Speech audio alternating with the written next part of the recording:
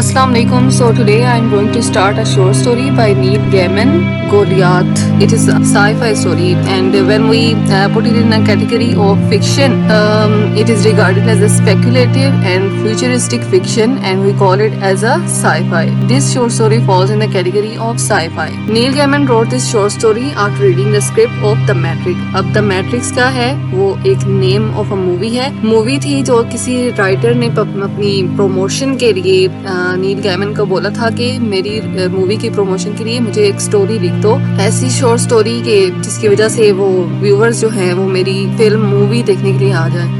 Promotion के लिए लिखी गई थी द मैट्रिक्स जो है वो एक मशीन की तरह से काम करती है. अगर किसी इंसान को अगर हमें कंट्रोल करना हो, टाइम आगे पीछे करना हो, तो द मैट्रिक्स यूज़ होता है. तो इसका यूज़ कैसे होता है उसको बताने के लिए नील गैमन को बोला गया था कि मेरी ऑफिशियल वेबसाइट के लिए ना ये शॉर्ट गोलियत. अब यहाँ पर स्टोरी स्टार्ट कैसे होती है? जब स्टोरी स्टार्ट होती है तो हमें बिल्कुल समझ नहीं आती कि ये किसके बारे में बात हो रही है. फिर हम जब नेक्स्ट पेज पे ट्रांसफ़र होती है हमें पता लगता है कि गोलियत जो है वो एक 7 फीट टॉल मैन है, इतना लंबा आदमी, और इसकी फिंगर्स कैसी हैं? बनाना के जैसी, इतनी लंबी उसकी फिंगर्स हैं. And he says about himself that people like me die young. अब वो खुद को एक इंसान बोल रहा है, असल में वो इंसान है नहीं, वो एक मशीन है, उसको एक मशीन कंट्रोल कर रही है. और वाकई में जो जैसा वो है इंसान, इतनी लंबी लंबी उसकी उंगलियां हैं बनाना के जैसी, और इतना लंबा है वो, उसके जैसे लोग तो इतनी देर तक जिंदा तो नहीं रह सकते. इसीलिए वो अपने बारे में भी कह रहा था, खुद भी जानता है कि वो एक इंसान टाइप नहीं है, कि एक मशीन है इससे कंट्रोल कर रही है. People like me die young because he is not a man actually, and he is a machine, like a machine. And we see in the story that human is preparing oneself to overpower future. अब यहाँ पर हमें पता चलता है कि जो भी उसका एजेंट है, यहाँ पर जब हम करेक्टर्स देखते हैं हमें पता चलता है एक गोलियत है. गोलियत जो नरेटर है अपने बारे में स्टोरी बता रहा है, और एक हॉर्न रिम स्पेक्टेकल्ड मैन है. अब ये स्पेक्टेकल्ड मैन जो है वो एक एजेंट है जो मशीन को चलाता है, और इसके पास ऑफर लेके आता है गोलियत के पास कि एक एलियंस ने हमारे प्लेनेट के ऊपर हमला किया है और उनको हमने कंट्रोल करना है. मतलब ओवर पावर फ्यूचर में जो भी हमले वगैरह होंगे, अटैक्स वगैरह होंगे एलियंस की वजह से, या जिस मर्जी की वजह से भी अटैक्स होंगे उसकी वजह से उनके ऊपर ओवर पावर करने के लिए इसका गोलियत का इस्तेमाल किया गया. और कैरेक्टर्स की जब हम बात करते हैं उसमें 2 प्रेजेंट कैरेक्टर्स हैं और 2 एब्सेंट कैरेक्टर्स हैं. जो एलियंस ने अटैक किया था अर्थ के ऊपर, ठीक है, और he got a new job as book keeper for a company selling business machines. जब वो आता है उससे जब बात करके चला जाता है तो वो उसको बताता है कि एलियंस ने अटैक किया. उसके बाद वो नई जॉब उसे मिल जाती है, और एक और लड़की से भी शादी करता है, सैंड्रा से, और लेकिन वो उसको छोड़ जाती है. उनके छोटे छोटे बच्चे भी होते हैं, वो नॉर्मल टाइप के होते हैं. वो समझ रहा था कि नॉर्मल नहीं होंगे, लेकिन वो नॉर्मल ही होते हैं. आगे 1986 की जब हम बात करते हैं तो यहाँ पर टाइम चेंज, पहले तो टाइम डिफरेंट था, 1970s की बात हो रही थी, अब 1986 की बात हो रही. मतलब उसको द मैट्रिक्स की वजह से उसका टाइम थोड़ा सा आगे किया है. He is in his late 20s and he got a job in Tottenham Court Road. अब वो अपनी 20s में है और उसे जॉब कहाँ मिली है? टॉटन कोर्ट रोड के. यहाँ पर वो कंप्यूटर्स बेचता है, और उसे कंप्यूटर के बारे में भी काफ़ी पता चल जाते, काफ़ी इंफॉर्मेशन होती है उसे.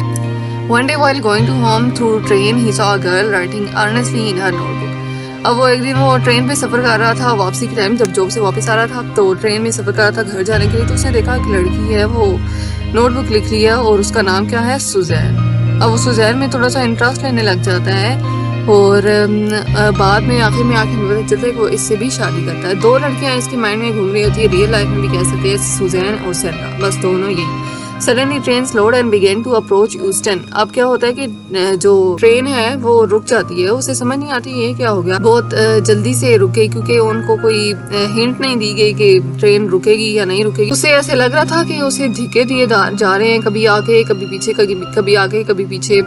And there was no sense of time. उसे टाइम का पता नहीं था कि टाइम कौन सा है, कभी टाइम आगे हो रहा है, कभी पीछे हो रहा है, कभी सेकंड्स गुजर रहे हैं, कभी घंटा गुजर रहा है, कभी मिनट गुजर रहे हैं, कभी सालों गुजर रहे हैं, बिल्कुल उसे समझ नहीं आ रही. Horn-rimmed spectacled man comes again and tells him about the hitting of a missile. अब वो दोबारा यहाँ पर इस ट्रेन के ऊपर ट्रेन में आता है हॉर्न इंस्पेक्टर मैन और क्या कहता है कि अटैक के बारे में उसे बताता है, जो अटैक हुआ था कहाँ पर, मिसाइल के ऊपर। He tells him that they are going to counter attack। अब वो उसे हॉर्न इंस्पेक्टर मैन कहता है कि हम जो है वो काउंटर अटैक करेंगे उनके ऊपर, एलियंस के ऊपर जो उन्होंने अटैक किया है हमारे प्लेनेट के ऊपर। And then half of the passengers got off and he started talking to a girl with a notebook and her name was Suzanne. अब सब पैसेंजर्स तो चले गए, हॉर्न इंस्पेक्टर मैन भी चला गया। अब वो क्या करने लगा, सुजैन से बातें करने लग गया। अब उसे सुजैन में इंटरेस्ट लेने लग गया और उसने काफ़ी डेट्स वगैरह भी की इसके साथ, मतलब ही स्टार्टेड। फिर अब बात होती है 1975। He woke up one morning and it was 1975। अब जब वो एक दिन उठा तो क्या टाइम था, 1975 का, और वो 16 साल का था। After a day of hell at school he met horn inspector man. अब जब वो स्कूल से वापस जा रहा था तो उसे दोबारा से हॉर्न इंस्पेक्टर मैन मिला। ये हॉर्न इंस्पेक्टर मैन क्यों आ जाता है बार बार, क्योंकि एजेंट है और यही इसको चला रहा है। ये इसको क्यों चला रहा है, इसने ना एलियंस के ऊपर अटैक करना है अपने प्लेनेट को बचाने के लिए। और वो उसे बोलता है horn inspector, do you want to fly. अब ये अपनी एडवर्टीजमेंट लेके आ रहा है यहाँ पर कि उसने F-47 के ऊपर उसने फ्लाई करना है और अटैक करना है, उसने काउंटर अटैक करना है। और कहता है और उसको बताता है कि हाँ मैं तो तैयार हूँ। उसे काफ़ी इंटरेस्ट होता है कि वाह मैं तो PL-47 के ऊपर बैठूंगा। And he started dating a girl Sandra. अब यहाँ पर पीछे जब हमने बात की थी वो सुजैन से बातें कर रहा था और उसके साथ अफेयर चला रहा था, लेकिन 1975 की जब हम बात करते हैं तो वो सैंड्रा के साथ मिलता है। And then they got married और इसके साथ भी ये शादी कर लेता है। अब 1985 की बात होती है। 1985 It was 1985 when a man with horn spectacle walked into his house। 1985 में जब उससे बात करता है, जब अब वो उसकी शादी हुई होती है और उसके घर में आ जाता है हॉर्न स्पेक्टिकल मैन, और उसकी वाइफ जो है वो अपने अम्मी के घर गई होती है, शायद नाराज़ हो क्योंकि वो कहता है कि you are getting on my nerves.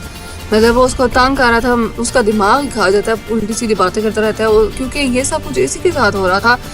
कभी उसकी मशीन को, टाइम मशीन को आगे लेके जा रहे हैं, कभी उसकी टाइम मशीन को बाद में लेके जा रहे हैं, पीछे लेके जा रहे हैं, आगे लेके जा रहे हैं, और उसको ये समझ नहीं आया मैं इन बातों को बताऊं किसको और किसके साथ मैं एक्सप्लेन करूं। और इस वजह से वो उसकी बीवी को तो ये अजीब सी बातें लगती हैं, तो वो अपने इसका घर छोड़ के तो चली जाती है। Horn spectacled man checked his watch and said, वो कहता है कि अब अपनी वॉच चेक करता है और उसे कहता है कि टाइम टू गो, अब जाने का टाइम हो गया है, चलो रेडी हो जाओ। और उसे जो है वो मशीन के ऊपर बिठा देता है, मतलब PL-47 के अंदर बिठा देता है, और उसके जितने भी इक्विपमेंट्स थे और जितने भी गैजेट्स वगैरह थे उन सब में फिट आ गया। ऐसे लग रहा था जैसे कि वो उसी के लिए ही बना। और 1984 में फिर दोबारा से उसकी टाइम मशीन को चेंज किया है। He went back to computers में दोबारा हो जाता है, मतलब कंप्यूटर की जॉब ही इसे सूट करती है क्योंकि वो उसे चला ही कंप्यूटर रहे हैं, तो फिर कंप्यूटर की जॉब ही उसे he on his computer store on the Tottenham Court Road. अब उसकी ये जॉब है कंप्यूटर स्टोर के अंदर, वो ऑन करता है। He married Suzanne and it took him a couple of months to find her। अब 1984 में जब हम जाते हैं तो सुजैन से मिलता है और उसे काफ़ी महीने लगते हैं उसको ढूंढने के लिए। जब वो उसे ढूंढता है तो वो उसे शादी भी कर ले। अब यहाँ पर बात समझने वाली ये है कि जो पीछे वाली स्लाइड थी वहाँ पर हमें पता चलता है कि वो शिप में चला गया है, स्पेस में चला गया है एलियंस को अटैक करने के लिए। जब वो अटैक कर लेता है तो जब वापस नीचे आने की कोशिश करता है, कहते हैं कि अब मुझे उतारो, मैंने तो एलियंस को काउंटर अटैक करके मैंने तो मार दिया। तो फिर वो हॉर्न स्पेक्टिकल मैन के कहता है वाओ यू डिड इट, लेकिन हमने तो ऐसा सोचा ही नहीं कि हम तुम्हें वापस से इस ज़मीन के ऊपर लेकर आएंगे। तो फिर वो तो बड़ा परेशान हो जाता है, कहता है हम इतने भी इनह्यूमन नहीं है कि हम तुम्हारी सांस बंद कर देंगे। हालांकि उसे सांस की ज़रूरत है भी नहीं, वो एक मशीन है, मशीनों को तो सांस की ज़रूरत नहीं होती, इंसानों को ज़रूरत होती है।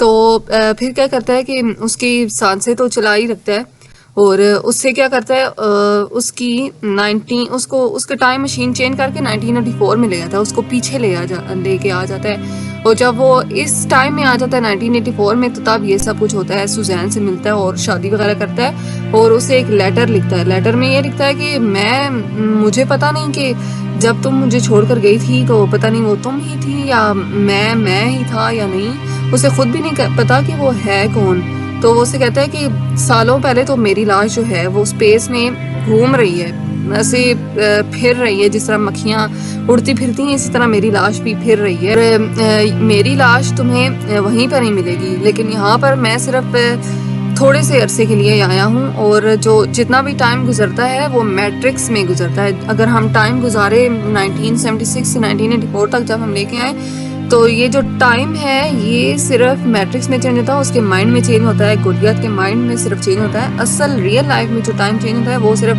सेकंड्स का टाइम चेंज होता है या मिनट्स का टाइम चेंज होता है। तो ये स्टोरी थी इसकी। I hope that you found it interesting. Thank you and अल्लाह हाफिज़।